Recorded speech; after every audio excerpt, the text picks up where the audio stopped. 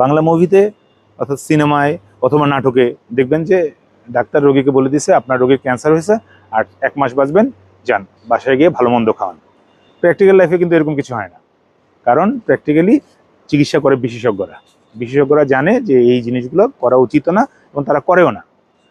সাধারণত রোগীদেরকে আমরা বিশেষজ্ঞ হিসাবে জানাই, আমি ক্যান্সার সার্জারি বিশেষজ্ঞ, আরেকজন আছেন যারা মেডিকেল অনকোলজিস্ট বা রেডিয়েশন অনকোলজিস্ট, তারা জানায় যে এভাবে যে এই রোগীটার এই ক্রিটিক্যাল কন্ডিশনে সাধারণত রোগীরা এতদিন পর্যন্ত সার্ভাইভ করে। তো এই রোগের ক্ষেত্রে সেটা বেশি হতে পারে, কমও হতে পারে, বিভিন্ন ধরনের চিকিৎসা আছে আসলে। তো এই চিকিৎসার ব্যাপারটা নিয়ে বলতে চাচ্ছিলাম যে যারা মনে করেন যে আমার রোগীটা লাস্ট স্টেজে চলে আসছে, ক্যান্সারের লাস্ট স্টেজ, সে রোগীদের জন্য চিকিৎসা এই বাংলাদেশে এখন অ্যাভেলেবল। এটাকে বলে প্যালিয়েটিভ কেয়ার মেডিসিন।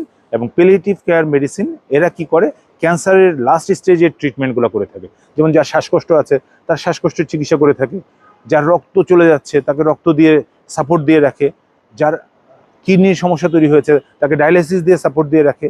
তাহলে তাদের এই জিনিসগুলো সব ধরনের ব্যবস্থা ওই প্যালিয়েটিভ কেয়ার সেন্টারগুলোতে সাধারণত তৈরি করা থাকে, এবং রোগীটা যাতে কষ্ট না পায়। যেমন পেইন, ক্যান্সারের রোগীর পেইন একটা ইম্পর্ট্যান্ট অংশ। এই পেইন কমানোর জন্য, পেইন ম্যানেজমেন্টের জন্য আলাদা পেইন স্পেশালিস্ট আছে।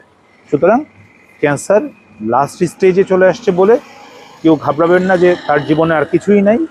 নিঃসন্দেহে তার চিকিৎসা আছে, এবং যতটুকু সম্ভব আমরা তাকে মানবিক উপায়ে এই পৃথিবী সব চিকিৎসা দিতে চাই।